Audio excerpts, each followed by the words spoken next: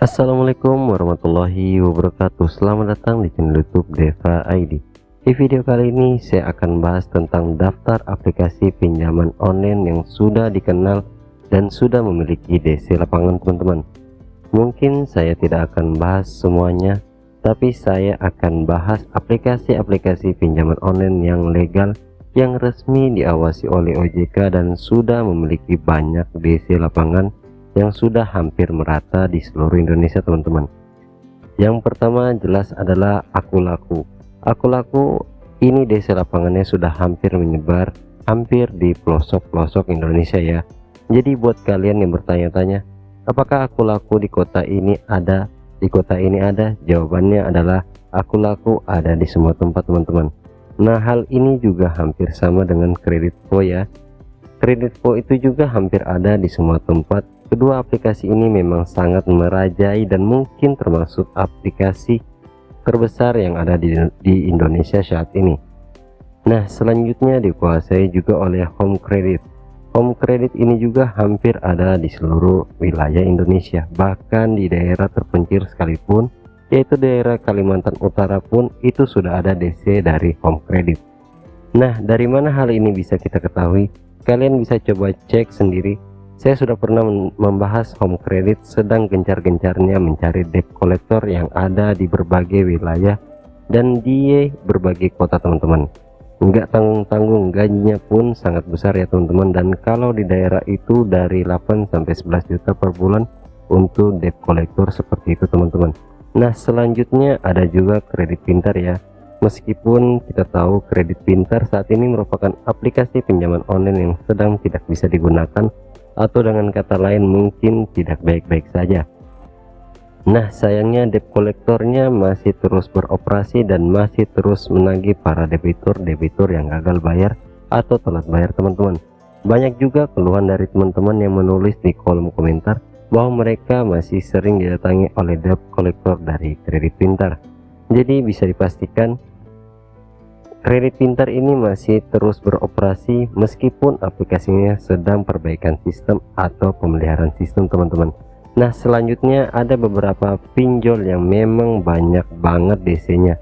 Itu saat ini mulai ada, itu seperti Shopee Pay Later atau S-Pinjam. Ini DC-nya masih susah ya untuk ditebak, karena kalau wilayah Jabodetabek itu sudah mulai banyak.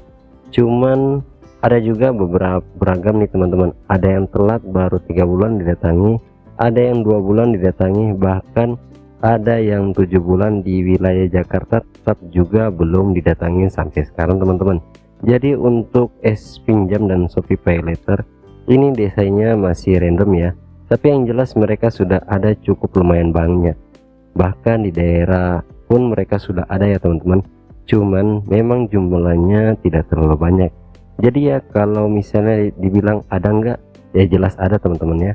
Banyak enggak, ya bisa dibilang ya banyak juga teman-teman, tapi memang tidak sebanyak Akulaku dan Kreditvo.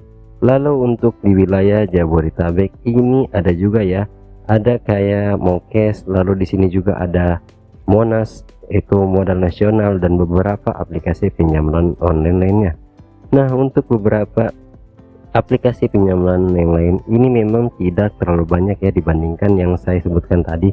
Jadi contohnya seperti EasyCash, kalau beberapa bulan yang lalu mereka tidak ada DC-nya, nah sekarang sudah mulai dari DC, tapi mereka memang tidak begitu banyak ya, masih ada Jabodetabek saja, teman-teman. Karena kemarin ada yang di wilayah Tangerang itu sudah kita didatangin dalam waktu 4 bulan saja. Tapi ada juga loh yang di wilayah Bekasi, Depok itu sampai saat ini sudah 1 tahun lamanya tapi masih belum didatangin, teman-teman.